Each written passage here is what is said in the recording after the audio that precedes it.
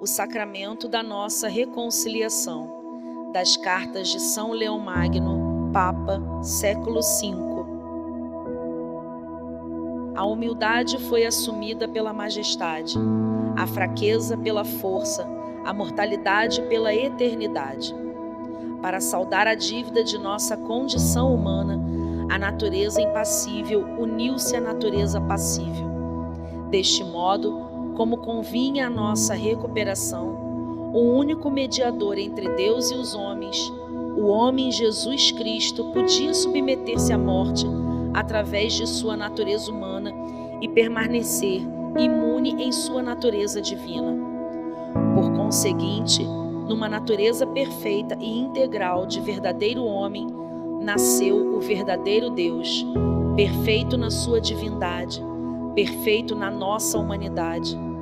Por nossa humanidade queremos significar a natureza que o Criador, desde o início, formou em nós e que assumiu para renová-la. Mas daquelas coisas que o sedutor trouxe e o homem enganado aceitou, não há nenhum vestígio do Salvador, nem pelo fato de se ter irmanado na comunhão da fragilidade humana, tornou-se participante dos nossos delitos. Assumiu a condição de escravo, sem mancha de pecado, engrandecendo o humano, sem diminuir o divino. Porque o aniquilamento pelo qual o invisível se tornou visível e o Criador de tudo quis ser um dos mortais, foi uma condescendência da sua misericórdia, não uma falha do seu poder. Por conseguinte, aquele que na sua condição divina se fez homem, assumindo a condição de escravo, se fez homem. Entrou, portanto, o Filho de Deus neste mundo tão pequeno, descendo do trono celeste, mas sem deixar a glória do Pai. É gerado e nasce de modo totalmente novo. De modo novo, porque sendo invisível em si mesmo, torna-se visível como nós. Incompreensível, quis ser compreendido.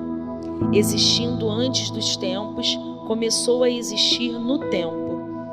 O Senhor do Universo assume a condição de escravo, envolvendo em sombra a imensidão de sua majestade.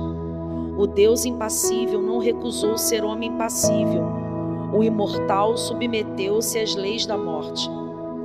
Aquele que é verdadeiro Deus é também verdadeiro homem, e nesta unidade nada há de falso, porque nele é perfeita respectivamente tanto a humanidade do homem como a grandeza de Deus.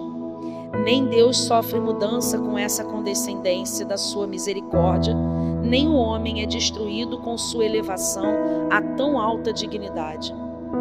Cada natureza realiza, em comunhão com a outra, aquilo que lhe é próprio. O Verbo realiza o que é próprio do Verbo, e a carne realiza o que é próprio da carne. A natureza divina resplandece nos milagres, a humana sucumbe aos sofrimentos. E como o Verbo não renuncia à igualdade da glória do Pai, também a carne não deixa a natureza de nossa raça. É um só e o mesmo.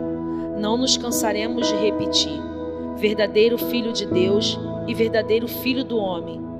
É Deus, porque no princípio era o Verbo, e o Verbo estava com Deus, e o Verbo era Deus.